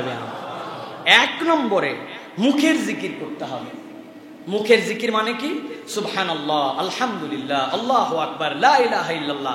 বাড়ি থেকে বের হচ্ছেন বিসমিল্লাহি তাওয়াক্কালতু আলাল্লাহ, পোশাক পরছেন বিসমিল্লাহ বলে পোশাক পড়ছেন, ওয়াশরুমে ঢুকছেন, বের হচ্ছেন, আপনার আয়ত্তে যত জিকির এইগুলা মুখে জারি রাখা। 2 নম্বরে মধু খাওয়া, মধুটা চেটে চেটে খাওয়া। আমরা অনেক সময় চামচ দিয়ে তুলে খাই না, মধু হাতের মধ্যে ঢালবেন, হাতের মধ্যে থেকে নিয়ে জিহ্বায় চেটে খাবেন। 3 নম্বর, আপনি কাঁচা খেজুর পাওয়া কঠিন, যদি রুতাব, এটা হচ্ছে ব্রেনের জন্য টনিক, ডাইরেক্ট ব্রেনে হিট করে, একদম এই সুগারটা ডাইরেক্ট ব্রেনে আঘাত করে। এইটা হচ্ছে যদি পাই আমরা, না হলে আমরা তাজা খেজুর, এই খেজুরটা সকালবেলা খাওয়া। নবীজি বলছেন কেউ যদি সকালবেলা 7টা খেজুর খায় তাহলে তার সারা দিনের জন্য তার শরীরের মধ্যে কোনো বিষ ক্রিয়া কিচ্ছু আক্রমণ করতে পারবে না, এত বরকত। এখন 7টা না সহ্য হলে আপনি 1টা খান, কিন্তু আপনি একটা খেজুর খান। আর চতুর্থত, ইন্না কুরআন আল ফাজরি কানা মাশহুদা, যেই ব্যক্তি ফজরের নামাজের পরে একটুখানি কোরআন তেলাওয়াত করে, একটু মুখস্থ 2-4টা সূরাও পড়ে, আল্লাহ রাব্বুল আলামিন এই ব্যক্তির স্মরণ শক্তিকে শার্প বানায় দিবেন। সুবহানাল্লাহ। তাহলে কি 1 নম্বর জিকির। 2 নম্বরে মধু খাওয়া, কালো জিরা যদি পারেন একটু কালো জিরা সিড, কালো জিরার তেল, কালো জিরার ভর্তা, বাচ্চা কাচ্চাকে এটা খাওয়ানোর জন্য অভ্যস্ত করবেন। আমাদের ফ্যামিলিতে এটার কালচার আছে। রসুন, একটুখানি হালকা কাঁচামরিচ, একটু হালকা একটু আদা তাওয়ার মধ্যে দিয়ে এরপরে বেটে, আরে অর্ধেক ভাতে এটা দিয়ে খাওয়া হয়ে যায়। এটার সাথে সাথে পুষ্টি, সাথে সাথে অন্য ওষুধের জন্য কাজ, নিজের শরীরের অ্যান্টিবডি তৈরি করা, অনেক উপকার এর মধ্যে রব্বুল আমিন দিয়ে রেখেছেন। এরপরে যেটা বললাম যে আপনি মেহেরবানি করে একটুখানি খেজুর খাওয়ার জন্য অভ্যস্ত হন, আর আল্লাহ রাব্বুল আমিনের কোরআন ফজরের পর একটু তেলাওয়াত করেন। না, ডাক্তাররা একটা পরামর্শ দেয়, আমি বলতে পারবো না ভালো, ডিমের সাদা অংশটা, যেই সকল বাচ্চারা একদমই ব্রেনে কাজ করে না, ডিমের কুসুম বেশি বেশি খাওয়ালে তার জন্য অনেক সময় কঠিন হয়ে যেতে পারে, পেটের লোড নিতে পারে না, ডিমের সাদা অংশটা সাথে খাওয়ানো। এইটা যদি কেউ করে আর আল্লাহর কাছে বলে যে আল্লাহ তোমার দেওয়া কোরআনে শিফার বর্ণনা অনুযায়ী, তোমার রসুলের জানানো পদ্ধতি অনুযায়ী আমি একটু চেষ্টা করলাম, বাকিটুকু তুমি আমার জন্য সহজ করে দাও, আল্লাহ রাব্বুল আমিন ওই বান্দার ব্রেন বৃদ্ধি করে দিবেন ইনশাআল্লাহ। আল্লাহ আমাদেরকে বোঝার তৌফিক দান করেন। কত আজে বাজে জিনিস বাচ্চাদেরকে খাওয়াই, কিন্তু এখানে হাত তুলে বলেন তো যে প্রত্যেকদিন এনশিওর করছি আমার বাচ্চা যেন প্রত্যেকদিন ডেলি একটা খেজুর খায়। আমরা খাওয়াই না, কত জিনিস খায়, এই খাচ্ছে সে খাচ্ছে, দোকানে গেলে এই কিনতে কিন্তু অবস্থাই খারাপ। আপনার টেবিলে বাদাম, আপনার টেবিলের মধ্যে খেজুর, আপনার টেবিলের মধ্যে ভালো জিনিসগুলা স্বচ্ছ একটা বয়ামে দেখতে যেন ভালো লাগে, অনেক সময় দেখলেও কিছু খেতে মন চায়। জিনিসপত্র নিয়ে রান্নাঘরের কোণার মধ্যে রাখছেন, কে নামাবে, কে তুলবে, কখন খাবে। একটু হাতের কাছে সুন্দর করে পড়ার টেবিলে বাচ্চা কিশমিশ দিয়ে একটা ছোট্ট বয়াম বানাই দিয়েছেন, 4-5টা খেজুর সুন্দর করে সাজাই দিয়ে ওখানে রেখে দিয়েছেন, একটু ছোট ছোট বাদাম দিয়ে রেখে দিয়েছেন, যে খেলতে খেলতে 2-1টা জিনিস মুখে খেয়ে নিল। আর আল্লাহকে স্মরণ করো বাবা, বের হওয়ার দোয়াটা পড়ছো বাবা, জুতা পরাটার দোয়া পড়ছো, তুমি কি জামা পরার দোয়াটা শিখে গেছো? আলহামদুলিল্লাহিল্লাযী কাসানি হাদা মিন গায়রি হাওলিন মিন্নি ওয়ালা কুওয়া, ছোট্ট একটু দোয়া শিখে ফেলছে। এই বাথরুমের মধ্যে ধাম করে ঢুকে গেলি, এই বাথরুমে দোয়া পড়ছিস? ও ভিতরে যাও চিন্তা করবে, পরে ঢুকি না কিন্তু এরপরেরটা ঠিক করে ফেলো। বাথরুমের ভিতরে একটু লিখে রেখে দেন গুফরান, এক ছোট্ট করে উপর দিয়ে টেপ লাগায় রাখছেন বাংলাতে লিখে, বের হওয়ার সময় এইটা পরে বের হতে হয়। খাবার টেবিলের নিচে খাবার টেবিলের দোয়াটা লিখে রেখে দেন, যে আমি এই খাবারটা খাচ্ছি এইটার জন্য আমার কি দোয়া। এইগুলা আমাদের জন্য রক্ষা কবচ। বান্দা যখন এইগুলা করে, আল্লাহ বলছেন আল্লাহ তার হেদায়েতের জন্য রাস্তা সংক্ষিপ্ত করে দেন। সুবহানাল্লাহ। এটার অনেক ব্যাখ্যা আছে, আর ব্যাখ্যা করলাম না। হেদায়েতের রাস্তা সংক্ষিপ্ত কেমনে হয়? হেদায়েতের রাস্তা সংক্ষিপ্ত এমনি হয়, আপনার চলার পথে শত্রুদেরকে আপনি যত দ্রুত মেরে ফেলতে পারবেন, যত কম রাখতে পারবেন, আপনার যাওয়া তত সহজ হবে। যেই রাস্তার ভাঙ্গা কম, আপনি স্পিড 100 চালাচ্ছেন, আর যেই রাস্তা 1 কিলোমিটার পর খালি স্পিড ব্রেকার, আপনার গাড়ি যতই গতি থাক, খালি থামাতে আর থামাতে, তুলতে আর তুলতে অবস্থা খারাপ, ঠিক কিনা? এখন এই যে আমাদের মানব শত্রু, সে আমার বাথরুমে ঢুকতে আমাকে গাফেল বানাতে চায়, আমার খাওয়ার সময় আমাকে গাফেল বানাতে চায়, পড়ার সময় গাফেল বানাতে চায়, আল্লাহ থেকে আমাকে দূরে সরায় রাখতে চায়। আমি জুতা পরলেও আল্লাহর নাম নেই, বাথরুমে ঢুকলেও আল্লাহর নাম নেই, খেতেও আল্লাহর নেই, খাওয়ার শেষেও আল্লাহর নাম নেই, পড়লেও আল্লাহর নাম নেই, বের হলে আল্লাহর নাম নেই। আমি আমার স্ত্রীর সাথে যখন শারীরিক সম্পর্ক করি তখনও আল্লাহর নাম নেই। ও তো মরতে মরতে মরতে মরতে রাস্তায় কোনো স্পিড ব্রেকারই নাই। আল্লাহ হেদায়েতের রাস্তা তেমনি সহজ করে। ফিল, আমি এই জন্য বলি না মাঝে মাঝে, ফিল ফ্রম ইউর হার্ট। এইগুলো অনুভব করার বিষয়। আল্লাহ আমাদেরকে বোঝার তৌফিক দান করেন। প্রিয় ভাইয়েরা, এরপরে দুনিয়া এবং আখিরাতে যা যা নিয়ামতের কথা বললাম, এই যে আল্লাহর স্মরণে থাকা, ইমানের উপরে চলা, আল্লাহ রাব্বুল আলামিনের দিকে টিকে থাকা, এইগুলো সব কিছু আল্লাহ একটা বিষয়ের সাথে নিসবত করে দিয়েছেন। আল্লাহ রাব্বুল আলামিন বলছেন, দুনিয়া আখিরাতের কল্যাণ যদি পেতে চাও, আল্লাহর প্রিয় বান্দাদের সোহবতে থাকা তোমাদের জন্য গুরুত্বপূর্ণ। আমাদের জীবনে সব আছে, সোহবত নাই। খেয়াল করে দেখেন, সব আছে, আমাদের সোহবত নাই। আমাদের যাদের সাথে সোহবত আছে, এইগুলা আল্লাহ রাব্বুল আলামিনের থেকে আমাদেরকে শুধু দূরেই সরায় দেয়। বলে তোমার বন্ধু কে? বলে বন্ধু যার মধ্যে 4টা গুণ আছে, সে তোমার বন্ধু। যাকে দেখলে আল্লাহর কথা মনে হয়, যার কাছে বসলে তোমার জ্ঞান বৃদ্ধি পায়, যার কাছে গেলে আল্লাহর গাফলতি থেকে তোমার দূরে চলে যেতে মন চায়। 4 নম্বর, যার বিচ্ছেদে তোমার মনের মধ্যে ব্যথা লাগে, মনে হয় কেন আরেকটু থাকতে পারলাম না। এই টান যদি 4টা তোমার সাথে থাকে, সে তোমার বন্ধু। বিবেচনা করে দেখেন, মানুষের কথা বাদ দিলাম, আমার কাছেই আপনার আসলে এই ফিলিংস হয় কিনা, যে ওনাকে দেখলে আল্লাহর কথা মনে হয়, ওনার কাছে গেলে আল্লাহর বিরোধিতার থেকে মনে দূরে চলে যায়। এই লোকের আচার আচরণ এত ভালো, এই লোকের যে আমল আখলাক। 3 নম্বর, এই মানুষটার থেকে যখন আমি দূরে চলে যাই, আমার অন্তরের মধ্যে ব্যথা হয়, আর তার কাছে গেলে আমার জ্ঞান বৃদ্ধি পায়। এই উদ্দেশ্যে আমরা বন্ধুত্ব খুঁজতে গেলে আমাদের বন্ধু বলে দুনিয়ায় কেউ নাই বললেই চলে। রাগ করতেছেন আপনারা ভাই? মন খারাপ করতেছেন? বাস্তবতা এটা প্রিয় ভাইরা, বাস্তবতা একদম। আমাদের বন্ধুত্ব নিরে বলে চিল করার জন্য যাচ্ছি, চিল বন্ধুর সাথে। বলতেছে একাই বিড়ি খেতে ভাল লাগে না ভাই, তুই আয় একটু 2 টান দিয়ে তুই উঠে যাস। এই জন্য বিড়ি খাওয়ার জন্য আরে ডাক দিছে। আছে না ভাই এরকম? আছে, আছে ভাই, আছে। যত আজারা কাজ, যত অন্যায় কাজ, খারাপ কাজ, বাজে কাজ, এইগুলা আমরা বন্ধুত্বের মধ্যে নিয়েছি। অথচ আল্লাহর নবী বলছেন, আল মারউ আলা দীনি খলিলিহি, মানুষ তার বন্ধুত্বের ধর্মে প্রভাবিত হয়। বন্ধুত্বের ধর্মে প্রভাবিত হয় মানুষ, যে মানুষ তার বন্ধুকে আপনি কেমন দেখতেছেন এটার উপরে সে চলে। আমাদের দেখবেন সমাজে যত বখাটেপনা, এগুলো বেশিরভাগ আরেক বন্ধুত্বটা দেখে। গরিব মানুষের ছেলে, বুঝলাম একজন অনেক টাকা পয়সা, অনেক স্ট্যাটাস, ওর চলাফেরা না হয় একরকম হলো, বুঝলাম বকে গেছে, কিন্তু এই ছেলেটা আমরা আমাদের ভাষায় বললে কষ্ট নেই, ফকিন্নির বেটা।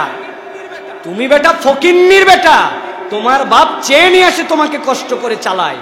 লোকে বলে না ফকিন্নির বেটা, ও বড় লোকের ওটার সাথে তাল দিয়ে ভাব নিচ্ছে। কারণ কি, সে তার এই কালচারের সাথে সে প্রভাবিত হয়ে গেছে। সে দেখছে যে আমার কিছু থাক বা না থাক, কিন্তু সে চলে এরকম করে, আমি চলতে পারি না। তার প্যান্টের দাম 5,000 টাকা কাটা আছে, আমারটা 200 হোক, কিন্তু ব্লেড তো 2 টাকার আছে, আমি তো কাটতে পারি। ওর 5,000 কোম্পানি কেটে দিছে, আর ওরটা 200 টাকা 2 টাকার ব্লেড দিয়ে নিজে কাটছে, এক হওয়ার চেষ্টা করছে। এই জন্য আমি বলি, বর্তমান যে কালচারের দিকে আমাদের যুবকেরা যাচ্ছে, এটা হচ্ছে বস্তা পচা। আজ থেকে 20 বছর আগের গাবতলীর 8 নম্বর 7 নম্বর বাসের ড্রাইভার হেল্পারদের কালচার। হুজুর, আপনি ড্রাইভার হেল্পারকে পছন্দ করেন না? ওরা মানুষ না? না রে ভাই, আমাদের এলাকায় ফেরিওয়ালারা যায়। ও আপারা বোনেরা, আপনাদের পুরাতন জামা কাপড় বদল করে হাড়ি বাতিল নিতে পারেন। উপর থেকে বলছে দাঁড়াও দাঁড়াও দাঁড়াও দাঁড়াও, আমার বেটার 2টা প্যান্ট আছে। ওই লোক নিচে আসছে, আসার পরে দেখে ওই ক্রিকেট খেলে খেলে পরে পরে এই কোমরে এইগুলো সব ফাইটে গেছে, জিন্সের প্যান্ট। ওই 2টা দিয়ে ছোট্ট একটা চায়ের হাঁড়ি দিছে, মহিলা খুশি। ওইটা নিয়ে গাবতলীর হাটের সামনে ওখানে বসাইছে, ওরা ভ্যানের উপরে 5 জন মিলে বিক্রি করতেছে। বাচ্চা লন খালি শার্ট, ডেক্কা লন খালি শার্ট, 60 টাকা দিয়ে। এখন যে হেল্পার সারাদিন বেচারি 100 টাকা কামাই করে, ও কি ওই ইওলো থেকে যায়, আরমানি থেকে যায় 2500 টাকার প্যান্ট কিনবে? ওই 60 টাকার প্যান্ট কিনছে, কিনে ধুয়ে টুয়ে ওটার গেছে কোমর ফাটে, ওটার গেছে হাঁটু ফাটে, ওটাই হয়েছে ওর জন্য স্টাইল। আর আমার কিছু সুসভ্য শিক্ষিত টাকা পয়সাওয়ালা এত তার রুচি নিম্ন হয়েছে যে ও নিজের প্যান্ট কিনে নিয়ে এসে নিজের এখানে ফাটায়, আবার টিভির মধ্যে প্রোগ্রাম করে, ওই জায়গায় বসে থাকে। নির্লজ্জ, বেহায়া, আনকালচার্ড, আনসোশাল। এর থেকে নিম্ন রুচির কোন যুবক হতে পারে না যে ফাটা প্যান্ট পরে ঘোরাফেরা করে। তোমার লজ্জা করা উচিত। যে পোশাক বাথরুমে আমরা পড়তে লজ্জা পাই, হাফ প্যান্ট বাথরুমেও পরি না আমরা, আর তুমি হাফ প্যান্ট পরে বাইরে ঘুরো। তোমার হায়া চলে গেছে, তুমি আপডেট হও নাই। তুমি ওই গাবতলীর ড্রাইভার হেল্পারদের মতো ব্যাকডেট হইছো, 50 বছর পিছাইছো, ঠিক কিনা? কোথায় তুমি স্মার্টনেসের সংজ্ঞা নিয়ে আসছো? Those are the smart people who follow মুহাম্মদুর রাসূলুল্লাহ সাল্লাল্লাহু আলাইহি ওয়াসাল্লাম। নবীকে ফলো না করলে তুমি কিসের স্মার্ট? কে তোমাকে এই ডেফিনেশন শিখাইছে স্মার্টনেসের? স্মার্টনেসের ডেফিনেশন দিছে the complete code of human life, Islam. Islam যেটা স্মার্ট বলছে ওটাই স্মার্ট। আপনি নিজে একটা ম্যানুয়াল বানাইছেন, এই ক্যামেরা চালানো, ক্যাননের ক্যামেরা, ম্যাক্সিমাম এরা ক্যানন চালায়। আপনি নিজে একটা ম্যানুয়াল বানাইছেন যে না, শাটার স্পিড বাড়ানোর জন্য চা করে যাবে ধরে রাখতে হবে, তারপরে হচ্ছে অন বাটনে 3 বার চাপ দিলে ছবি উঠবে, লিখে একজনকে দিয়েছেন। ও যতই চাপ দেখ যাতে কোনোটা কাজ করে, বললেই হবে নাকি আমি ইংরেজিতে লিখছি, কম্পিউটারে লিখছি, আমি লিখছি। ওর বলে বেকুব সুসর, ক্যামেরা যে বানাইছে সে জানে এটা কেমনে চলানো, ওই গাইডলাইনে আমার ফলো করা লাগবে। লাল বাতিতে লালের ওই জায়গায় চাপ দিলে বন্ধ হয়, আর তুমি বলছো অন হয়, বললে হবে? বললেই হবে না কেন? আমি বললেও তো কিছু হয়। এটা বললে পাগলামু বলবেন না? পাগলামু বলবেন না? ওই পাগল আমরা সবাই। হিসাব করে দেখেন, ওই পাগল আমরা সবাই। আল্লাহ দিল গাইডলাইন, আল্লাহ দিল ম্যানুয়াল, আল্লাহ দিল নিয়ম, আপনি বলছেন না আমারটা এরকম করে চলে। ওরে বলে পাগল, আর আপনি কি? আমার বিখ্যাত গল্প আপনাদের মনে নাই, মুসনা পাগলা জানেন? কুমিল্লার মুসনা পাগলা সারাদিন বোতল কুড়ায়। কি কুড়ায়? খালি বোতল। কেউ একজন পেপসি খাচ্ছে, কেউ একজন কিছু খাচ্ছে, মুখের কাছে তাকায়, বলে খাবি না, বোতল দে। আরে এর জ্বালাই তাড়াতাড়ি খাওয়া লাগবে। লোকজন চিন্তা করছি এত বোতলের আকর্ষণ, এর এত কুমিল্লা রাখা যাবে না। বলছি তুই ঢাকা যা। কেন? ঢাকায় রাস্তাঘাটে বোতল আর বোতল, কত বোতল লাগবে, তুই কুমিল্লার বোতল নিয়ে কি করবি?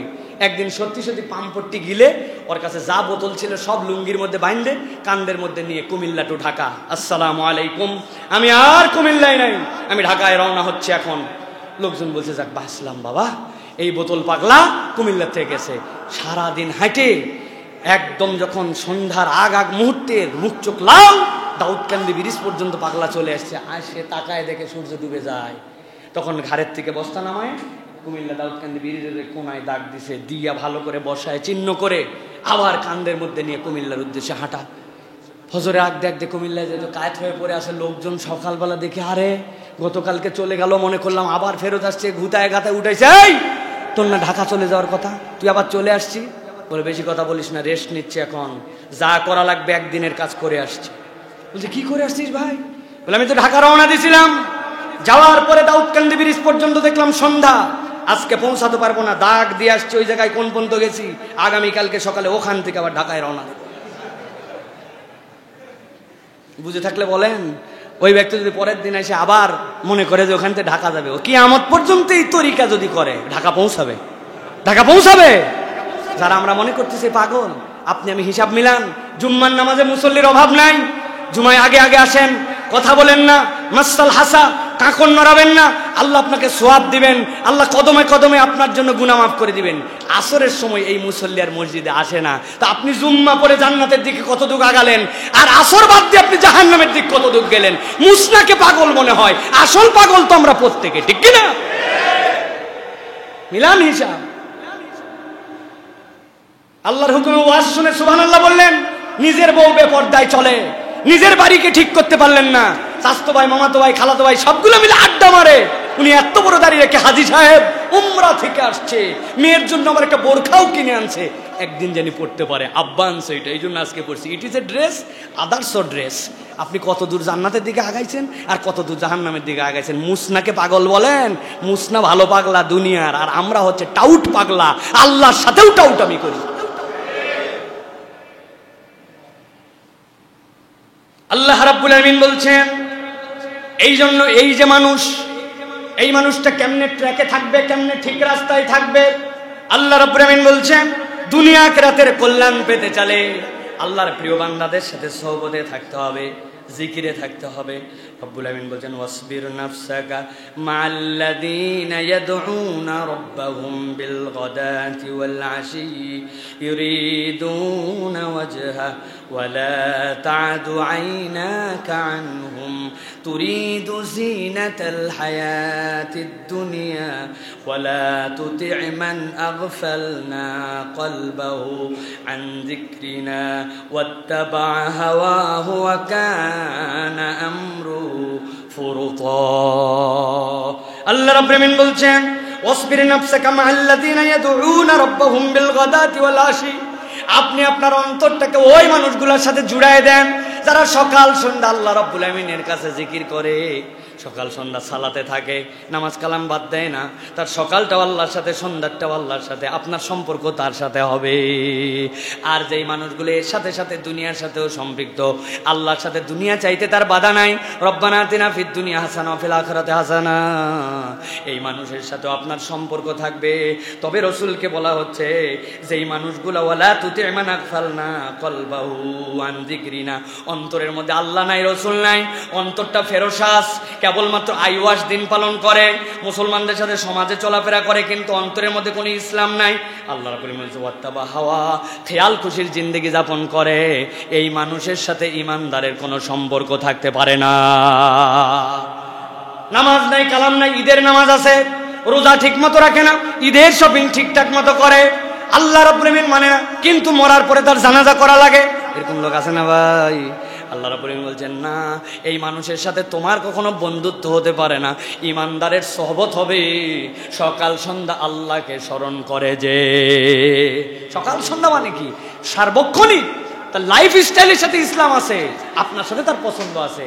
আর আমাদের নিয়ম যে বেশি ইসলাম পালন করে আমরা বলি, তারা আমাদের কাছে খারাপ লাগে, কেমন এই মোল্লা মুন্সির সাথে ঘোরাফেরা, হুজুর হুজুর মার্কে, মানুষ কি বলবে, ব্যাকডেটেড, দেখা হলেই বলবে আপনার মেয়েটার পর্দা নেই, কত ভাল লাগে না ভাই। এই সমাজ তো বুঝতে হবে আপনাকে, এটা 1450 বছর আগের সমাজ নয়, তাই না? এই সকল আপনাকে কলা কৌশলে একদল আছে, আপনাকে সব সময় অগ্রগামী করবে, আপডেট মডার্ন বানাবে আপনাকে। আল্লাহ বলছেন, এই সকল মডার্নের সাথে ইমানদারের কোনো সম্পর্ক নাই। ইসলামে মডার্ন সে ইসলাম পালন করে যে। অথবা আপনি আজকের থেকে নির্বাচন করেন, আমার এই পদস্খলনের কারণ কি, এত চাওয়ার পরে হেদায়েতে থাকতে পারি না কেন? ভালো মানুষদের সাথে, আল্লাহ আল্লাহ রাসূলকে যারা মহব্বত করে, এরকম আউলিয়ায়ে কেরাম ভালো মানুষজন, তাদের সাথে আমাদের বন্ধুত্ব নাই। কি ভাই আছে? খালি দাড়িওয়ালায় ভালো মানুষ হয় না, দাড়ি এখন একটা ঠকবাজির অনেক জায়গায় প্রজেক্ট বানাই ফেলছে। আল্লাহ ওদেরকে হেদায়েত দান করুক। প্রিয় ভাইয়েরা, এটা আমাদের জন্য জরুরি, কিন্তু অনেক জায়গায় গেলে ঠকবাজি হয়ে গেছে আমাদের জন্য। আল্লাহ আমাদেরকে বোঝার তৌফিক দান করেন। এই জন্য প্রিয় ভাইয়েরা, গুরুত্বপূর্ণ এই বিষয়গুলি, দুটি বিষয় সাথে আপনাদের সাথে বলে রাখি প্রিয় ভাইয়েরা। সেটা হচ্ছে এই যে মুসিবত, আমাদের চারিদিক থেকে মুসিবত থেকে বাঁচার জন্য, এই মুসিবতগুলোর থেকে বাঁচার জন্য রাসূলুল্লাহ সাল্লাল্লাহু আলাইহি ওয়াসাল্লাম বান্দাদের জন্য কতগুলা কলা কৌশল বলেছেন। দীর্ঘ হয়ে গেল আসছিলাম, তারপরে দীর্ঘ হয়ে গেল, একটু ভালো করে খেয়াল করেন। মুসিবত থেকে বাঁচার জন্য রাসূল সাল্লাল্লাহু আলাইহি ওয়াসাল্লাম একটা জিকির দিয়েছেন। এই জিকিরের মধ্যে 4টা আবেদন আছে। এত কিছুর পরে আমাদের মুসিবত যায় না, আল্লাহর কাছে যেন আমরা এই মুসিবত থেকে আশ্রয় পাই। এই জন্য রাসূল সাল্লাল্লাহু আলাইহি ওয়াসাল্লাম শিখাচ্ছেন, আল্লাহর কাছে বলো, আল্লাহুম্মা ইন্নী আউযু বিকা মিন জাহদিল বালা ওয়া দারাকিশ শাকা ওয়া সুইল কদা ওয়া শামাতাতিল আ'দা। হে আল্লাহ, আমি আপনার কাছে আশ্রয় চাচ্ছি। আল্লাহুম্মা ইন্নী আউযু বিকা মিন জাহদিল বালা, মুসিবতের তীব্রতা, এমন মুসিবত ঈমান আমল সবকিছুর থেকে আমি বের হয়ে যেতে পারি। রব, আপনি আমাকে তীব্র মুসিবত দিবেন না। 2 নম্বর, আল্লাহ আপনার কাছে চাচ্ছি ওয়া দারাকিশ শাকা, দুর্ভাগ্যে পতিত হওয়া। আমার ভাগ্য যদি দুর্ভাগ্যে চলে যায়, আমার তো আর কিচ্ছু করার থাকবে না। আল্লাহ, আপনি আমাকে দুর্ভাগ্যের মধ্যে নিমজ্জিত করবেন না। 3 নম্বরে ও সুইল কদা, আল্লাহ ভাগ্যের যে অশুভ পরিণাম এটা তো আপনিই লিখেন, আবার দূরও করতে পারেন আপনি। আমাকে ভাগ্যের অশুভ পরিণামে দিবেন না। আমি একটা কাজের সিদ্ধান্ত নিয়েছি, এটা অশুভ হয়ে যেতে পারে, এটার মালিক আমি নয়, আল্লাহর কাছে চাবেন। ও শামাতাতিল আ'দা, আর আল্লাহ আমার তো দুশমন আছে, আমি যদি এরকম পতিত হয়ে যাই, বিড়ম্বিত হয়ে যাই, আমার দুশমন তো হেসে দিবে। আমার সর্বোচ্চ দুশমন তো হচ্ছে শয়তান, শয়তানের উপর যেন আমার উপর বিজয়ী না হয়। বান্দা যখন আল্লাহর কাছে বারবার বলে আল্লাহুম্মা ইন্নী আউযু বিকা মিন জাহদিল বালা ওয়া দারাকিশ শাকা ওয়া সুইল কদা ওয়া শামাতাতিল আ'দা, আল্লাহ এই দোয়া কবুল করে ওই বান্দার তীব্র বিপদ দূর করে শয়তানের উপর তাকে বিজয় দান করে দেয়। শিখতে পারবো না ইনশাআল্লাহ? আল্লাহুম্মা ইন্নী আউযু বিকা মিন জাহদিল বালা ওয়া দারাকিশ শাকা ওয়া সুইল কদা ওয়া শামাতাতিল আ'দা। এইটা শিখে নিব, মুখস্থ করব, বুকে রাখবো, অন্তর থেকে বিশ্বাস করে আল্লাহর কাছে কায় মনোবাক্যে বলবো, আল্লাহ কবুল করবেন ইনশাআল্লাহ।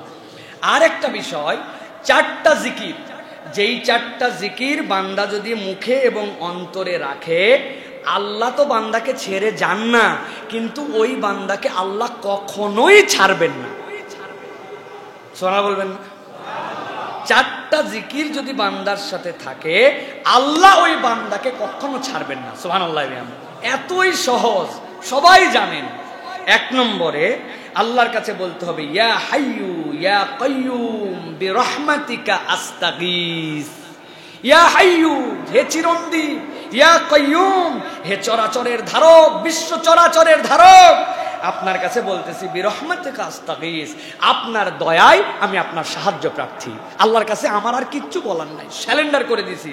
2 নম্বর, লা ইলাহা ইল্লা আনতা সুবহানাকা ইন্নী কুনতু মিনাজ জালিমিন। তিরমিজির হাদিসের মধ্যে আসছে, কোন বান্দা বিপদে এই দোয়া পড়লে সাহায্য করা আল্লাহ নিজের প্রতি তার ওয়াজিব করে নেন। 3 নম্বরে, ইন্না লিল্লাহি ওয়া ইন্না ইলাইহি রাজিউন, সূরা বাকারার 156 নম্বর আয়াত। এটা নিজের জীবনে, আল্লাহ আসলে তো তোমার কাছ থেকে আসছি, তোমার কাছেই ফেরত যেতে হবে, আমার একটা সান্ত্বনার জায়গা, অতএব যেটা ভালো তুমি সেটা আমার জন্য করো। 4 নম্বরে, আল্লাহুম্মা আজিরনি ফি মুসিবাতি ওয়া আখলিফ লি খায়রাম মিনহা। এটা আমরা অনেকেই জানি না, আল্লাহর কাছে বলতে হবে আল্লাহুম্মা আজিরনি ফি মুসিবাতি, আল্লাহ আপনি আমার মুসিবত থেকে আমাকে পরিত্রাণ দেন, ওয়া আখলিফ লি খায়রাম মিনহা, আর পরিত্রাণ না দিলে আমার কিছু করে না, আপনি এর থেকে ভালোটা আমাকে দিয়ে দেন, এটার দ্বারা যে কষ্ট হয়েছে এই কষ্টের বিনিময়ে আমাকে দিয়ে দেন। সুবহানাল্লাহ। আপনি যদি কষ্ট দিয়ে আমাকে সুখ পান, আপনার যদি তকদিরে আমার লেখা থাকে, আমার কোনো আপত্তি নেই, কিন্তু আল্লাহ আমার একটা আবদার আছে, আপনি আমাকে আল্লাহুম্মা আজিরনি ফি মুসিবাতি, আপনি আমাকে এই মুসিবতের উজরত দিবেন, ওয়া আখলিফ লি খায়রাম মিনহা, আর আল্লাহ রাব্বুল আমিন আপনি আমাকে এর থেকে উত্তম বস্তু দিয়ে আমার মনকে আপনি শান্ত করে দিবেন। সুবহানাল্লাহ। এই 4টা দোয়া সুন্দর করে আমরা এগুলো আমাদের জীবনে বাস্তবায়ন করার জন্য চেষ্টা করব। আল্লাহ আমাদেরকে বোঝার তৌফিক দান করেন, বলেন আল্লাহুম্মা আমিন। প্রিয় ভাইয়েরা, আর একটা বিষয় হচ্ছে যে আমরা এই যে শত্রু, যেই শত্রু আমাদের উপর বিজয়ী হয়ে যায়, এই শত্রু যেন আমাদের প্রতি বিজয়ী না হতে পারে, এই জন্য আল্লাহ রাব্বুল আলামিনের কাছে আমাদের বারবার দোয়া করতে হবে, আল্লাহুম্মা ইন্না নাজআলুকা ফি নুহুরিহিম ওয়া নাউযু বিকা মিন শুরুরিহিম আল্লাহুম্মা ইন্না নাজআলুকা ফি নুহুরিহিম। আল্লাহ, যে যত বড়ই শত্রু হোক, তুমি মালিক, তুমি পরওয়ারদিগার, আমার শত্রুকে তোমার কণ্ঠনালীর উপরে রাখলাম। নাজআলুকা ফি নুহুরিহিম, নুহুর মানে কি? তোমার হাতের কাছে, তুমি কোপ দিলেই কেটে যাবে, আল্লাহর কাছে দিয়ে দিলাম। ওয়া নাউযু বিকা মিন শুরুরিহিম, আর যাবতীয় যার শত্রুতা এইগুলোর থেকে তুমি আমাকে হেফাজত করো। এরপরেও ওই বান্দা যদি তার শত্রুতার দ্বারা আক্রান্ত হয়, আল্লাহ এর উত্তম বিনিময় তার কপালে লিখে রেখে দিবেন। সুবহানাল্লাহ বিহামদিহি। আমরা আল্লাহর কাছে এইভাবে সাহায্য প্রার্থনা করার জন্য চেষ্টা করব ইনশাআল্লাহ। আজকে যে বিষয়গুলো আলোচনা হলো, এই বিষয়গুলো অত্যন্ত গুরুত্বপূর্ণ, এগুলো আমরা হৃদয়ের মধ্যে ধারণ করি। আল্লাহ রাব্বুল আমিন আমাদেরকে বোঝার তৌফিক দান করেন, বলেন আল্লাহুম্মা আমিন। কয়েকটা প্রশ্ন